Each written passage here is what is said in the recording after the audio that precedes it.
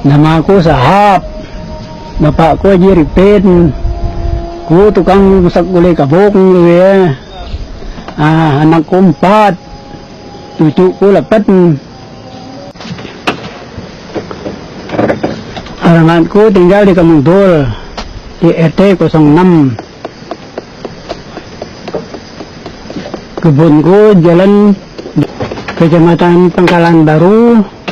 Penghasilan gulai kune sehari-harinya ada yang 250 seharinya, kadang-kadang tentulah dapat 150, kadang-kadang mana banyak mana sedikit, mana banyak ya 250 dalam 1 bulan tuh terbiasa lah.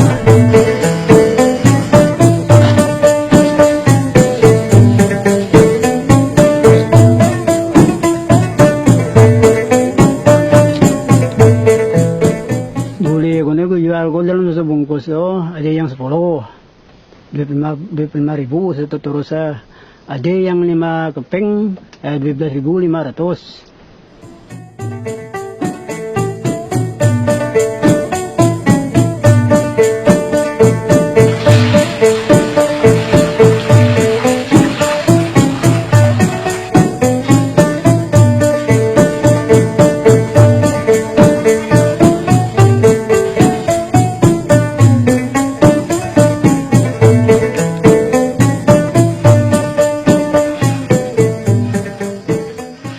Umur 13 tahun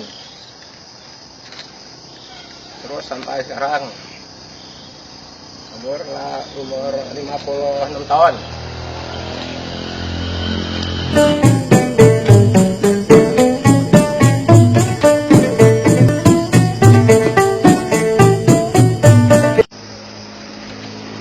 Bertahan bro, karena orang kampung masyarakat lah banyak yang beli ya. Orang kampung kan nggak yang gulai pasir, nggak campur kan, yang asli untuk obat, yang bikin kue yang enaknya kalau gulai kampung asli ini tuh.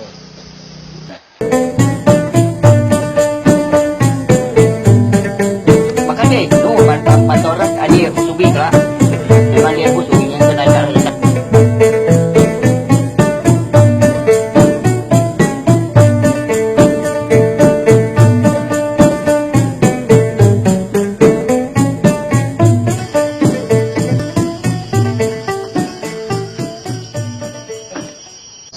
Sejak ku gulai kabuk nyedap gue aret jadi 5 tahun.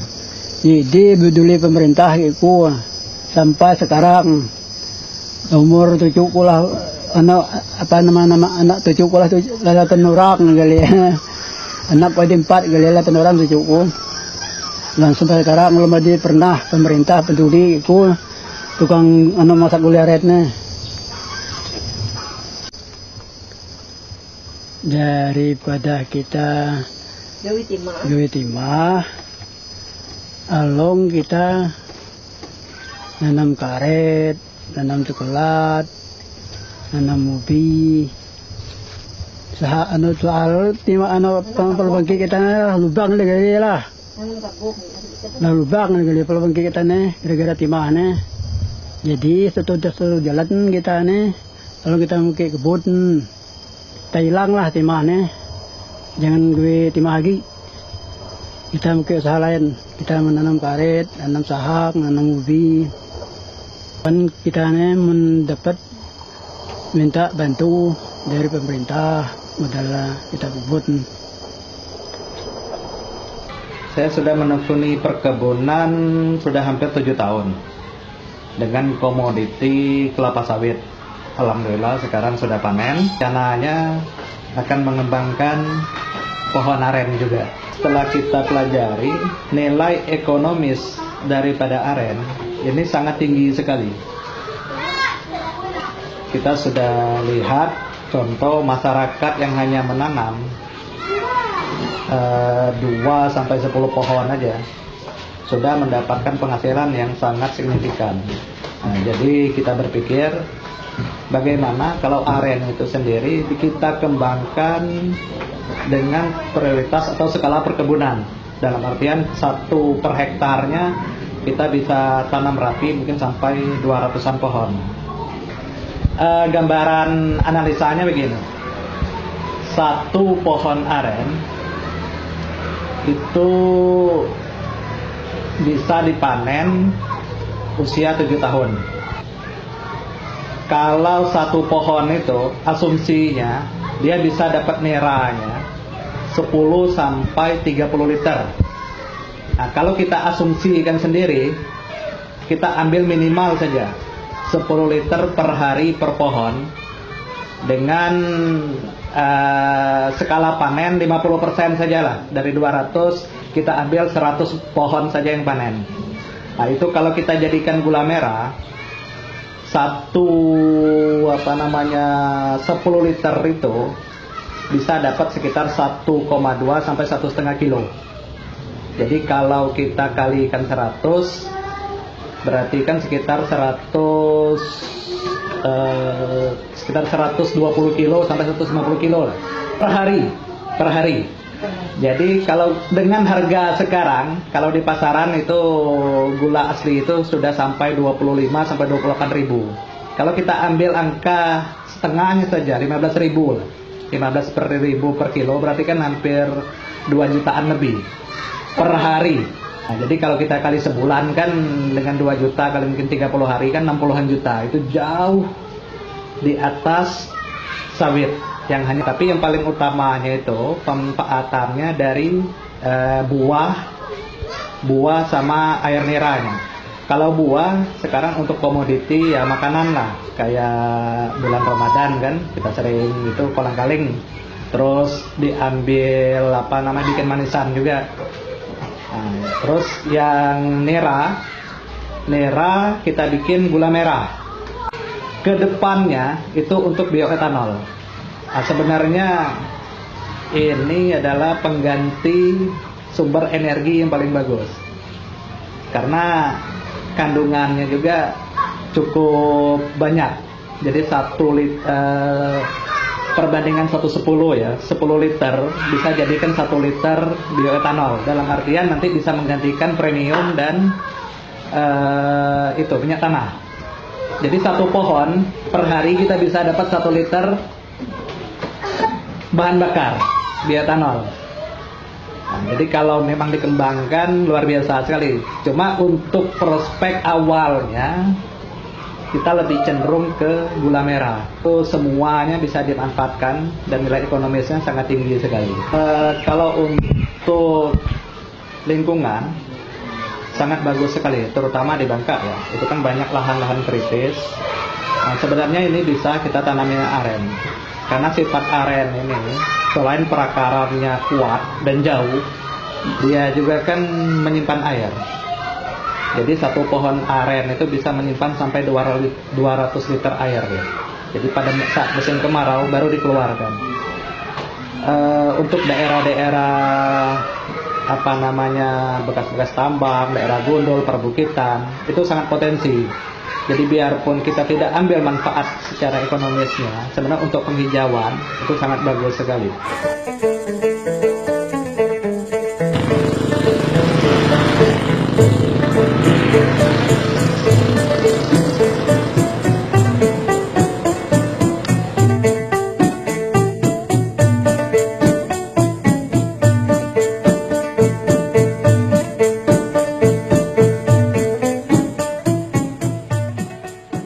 Nama kampungnya yang selengkapnya itu Lingkungan Swadaya, RT 1 RW 8, Parit 3 Kiri Hilir. Nah, mayoritasnya parit itu kan perairan. Hanya sebutannya itu parit itu bahasa Bugis. istilahnya bercocok tanam lah, apa ada yang bisa tumbuh di lahan tersebut, yaitu yang kita kembangkan. Misalnya contohnya sekarang dari awal itu coklat tidak mampu, pindah ke jeruk juga ndak, ke kelapa biasanya ndak berkembang, ya ganti dengan sawit. Nah, demikian pun pinang, karena pinang ini tadi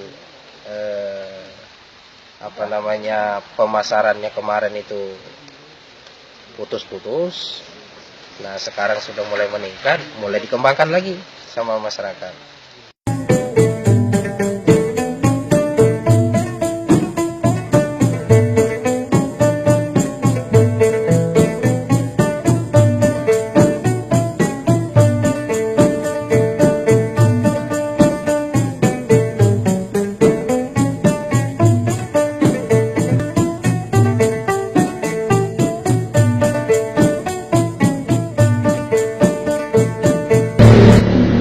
Kalau kita awal mulai berkebun itu seperti ini kondisi pinangnya, mungkin petani ini malah cenderungnya ke pinang.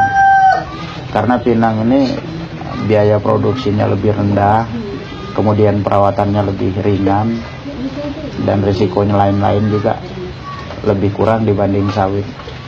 Kalau sawit ini perawatannya ya pertama beban ekonominya pupuk itu pasti. Kalau pengalaman kita nanam pinang ini belum ngerasa mupuk gitu kan, terus proneng dan segalanya itu nggak ada kalau pinang. Kalau berdasarkan pengalaman yang sudah itu per hektarnya itu minimal 5 ton per sekali panen. Kalau kita fokus di kebun pinangnya itu minimal 5 ton itu pengalaman, karena standar minimal 5 kilo per batang itu pun kalau satu janjang ya, satu tandan. Kalau pinang ini kadang-kadang ada yang dua tandan per batang. Ya harapan kita ya produk seperti ini dari petani, harusnya pemerintah itu lebih intens memperhatikan itu, karena ya pertama berkaitan dengan masalah lahan, Bu. Masalah lahan kalau kita di Sungai Selan ini, kalau HPL-nya mungkin sudah habis ya. Nah, berkaitan dengan perkebunan pinang ini, mudah-mudahan sih pemerintah bisa memberikan kebijakan agar masyarakat bisa berkebun di hutan produksi misalnya. Nah, karena kalau ini tidak didukung oleh pemerintah, kemungkinan masyarakat juga tidak bisa berkembang seperti itu. Karena lahan-lahan kita itu yang ada itu hanya tinggal hutan produksi. Nah, mudah-mudahan dari pihak pemerintah itu hutan produksinya bisa dimanfaatkan untuk kebun pinang gitu.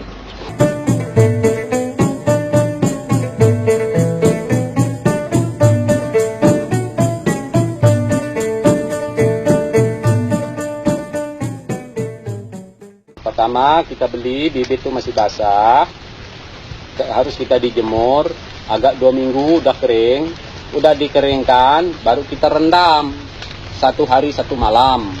Nah, sudah 1 hari 1 malam baru kita masukkan kulibek yang setengah nih. Sudah ditaruhkan kulibek setengah, taruh bibit tuh, timbulkan tanah lagi, baru kita siram.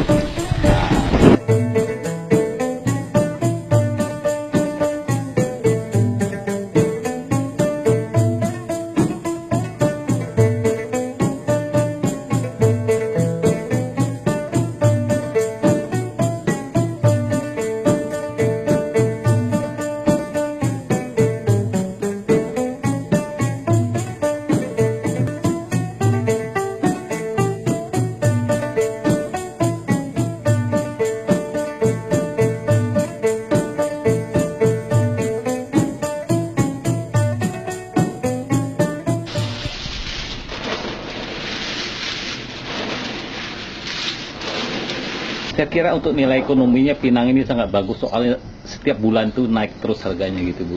Ya memang kalau kita lihat dari kebutuhan, memang kebutuhan dunia itu banyak sekali terhadap pinang, Bu.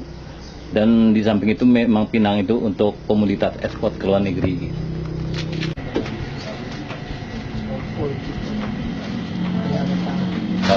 Memang untuk sekarang memang hasil pinang itu pinang mereka sendiri. Tapi untuk jangka panjang nanti, maksudnya dari sekarang ini saya sudah memberi anak-anak pohon pinang itu kepada petani. Sudah saya kembangkan gitu sama petani, kira-kira sudah saya kirim itu 50.000 pohon anak pinang gitu. Yang kita beli biasanya dari Sungai Dua, dari Tempilang, sama dari Sungai Selan itu yang paling banyak di Pulau Bangka itu.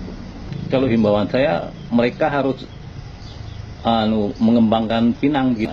Ya, jadi kita mengharapkan juga pemerintah ikut campur gitu, supaya mereka bisa, rakyat itu bisa menanam pinang kembali supaya daerah Pulau Bangka ini bisa hijau kembali gitu Bu.